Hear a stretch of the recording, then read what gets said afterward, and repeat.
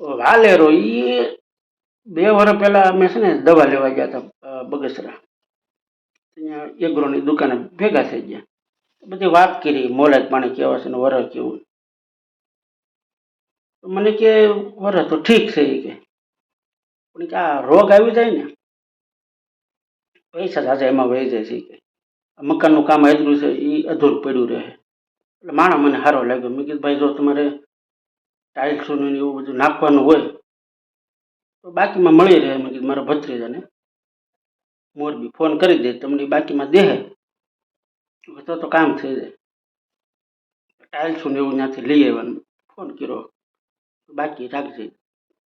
કેટલો ટાઈમ થયો એને? એને 2 વર્ષ પૂરા થયા. કાલે મને કીધું પેલા ભાઈ હજી કઈ પૈસાનું કઈ કર્યું નથી, એટલે મેં એને ફોન કર્યો. ફોન ઉપાડે નહીં કોઈને. ઉપાડ્યો તમારો ફોન? ફોન ઉપાડ્યો ને.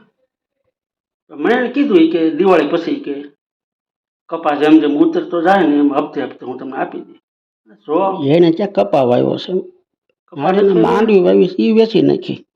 છોકરાને લગ્ન છે. જોવામાં તો એવો લાગતો નથી. જોવામાં નથી લાગતું, પણ આખું ગામ અમારું ઓળખે છે ને. મને એને એ વાત કરી કે મારે છે ને ગામમાં આબરૂ કે બહુ ખબર પડે ને કોઈને કાંઈ પૈસાની જરૂર છે તો સામેથી દે.